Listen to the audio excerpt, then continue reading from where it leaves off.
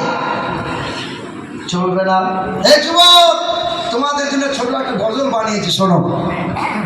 ঘর থেকে আজ শুরু কইরা মসজিদেতে আসে, আর খাবার টেবিল গোসলখানা বাদ নাই কোনোটাতে।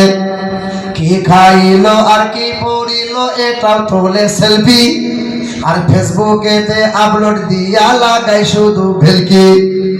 মায়ের সাথে বোনের সাথেও গলা গলি সেলফি, ঠিক কি না? আর গার্লফ্রেন্ড থাকলে কথা এত নাই, না তুললে আর হয় কি?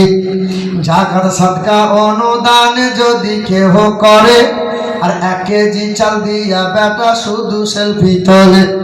হাফেজ আলেম মুফতি ইমাম বাদ নাই কেহ আর, হাফেজ আলেম মুফতি ইমাম বাদ নাই কেহ আর। আর ছাত্র শিক্ষক উকিল নেতা আর ব্যারিস্টার সব এখন মোবাইল ব্যস্ত, হুজুররাও ব্যস্ত, আপনারাও ব্যস্ত, ঠিক না? বলে মসজিদেতে নামাজে সেলফি ইবাদতে, আর এতে কাপে বসে সেলফি কোরআন তেলাওয়াতে।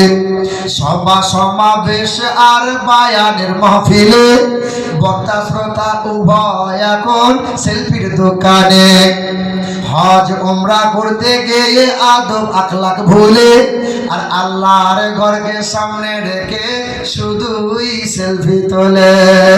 এই মোবাইল তোমার জীবন কানা করে দেবে, এই মোবাইল তোমার ঈমান থেকে সরিয়ে নেবে। এই মোবাইলের কারণে কত হাফেজ সাহেবকে দেখলাম কোরআন ভুলে গেল, কোরআন ছেড়ে দিল।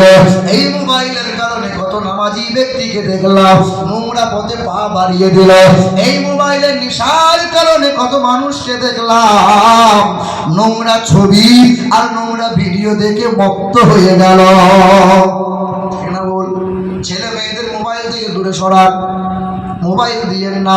ঘুম থেকে উঠে মোবাইল দেবেন না, শোয়ার আগে মোবাইলটা দেবেন না।